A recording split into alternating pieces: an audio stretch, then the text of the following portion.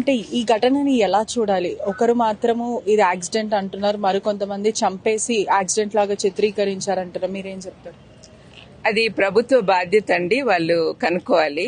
Police యంత్రాంగం ఉంది కదా, వాళ్ళు ఇన్వెస్టిగేట్ చేస్తున్నారు కాబట్టి మనము మధ్యలో ఎలాంటి కామెంట్స్ చేయడం కరెక్ట్ కాదండి.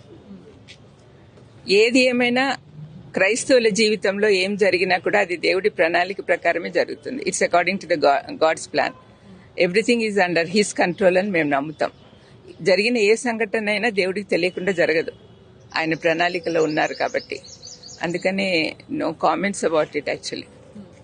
మరోవైపు కూడా మీలో మీకే ఐక్యత ఉండదు, దాని వల్లనే క్రైస్తవులని చిన్న చూపు చూస్తారంటారు. మీరేం చెప్తారు?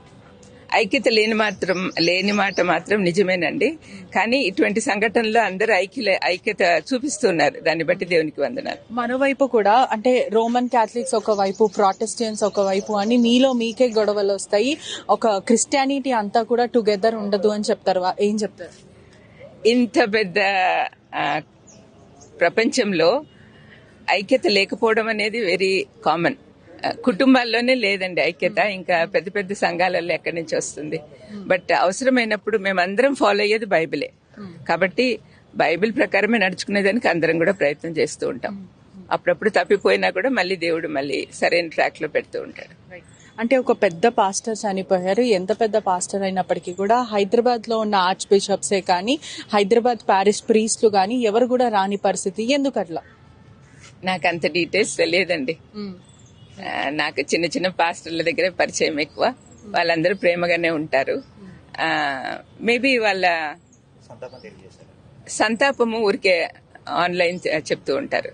అంటే వాళ్ళ రెస్ట్రిక్షన్స్ కొన్ని ఉంటాయి కదా, అందుకని రాలేకపోతున్నారు. నిన్నంతా చూసుకుంటే కూడా కాకినాడ అంతా కూడా ఉధృత వాతావరణం, మత విభేదాలన్నీ తెరపైకి వస్తున్నాయి.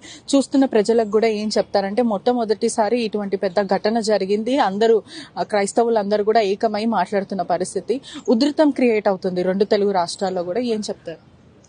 అందుకనే అండి సంయమనం పాటించాలి అని పెద్దలు చెప్తూ ఉంటారు. ఇట్లా పెద్ద పెద్ద వాళ్ళు కూడా ఆర్చ్ బిషప్లు ఇట్లాంటి వాళ్ళు కూడా ఇన్వాల్వ్ అయితే ఇంకా గొడవలు ఎక్కువేదానికి అవకాశం ఉంటుంది.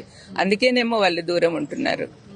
అది కూడా ఒక రీజన్ అయ్యి ఉండొచ్చు. మరోవైపు నెటిజన్స్ మాట్లాడుతున్న థింగ్ ఏంటి అని అంటే, రోమన్ క్యాథలిక్స్ మరియు ప్రాటెస్టియన్స్ కి పడదు, వీళ్ళకే గొడవలు ఉంటాయి, అందుకే వీళ్ళని చూడడానికి కూడా ఎవరు రారు అని కూడా కొన్ని సందర్భంలో మాట్లాడుతూ ఉంటారు. అట్లేం లేదు.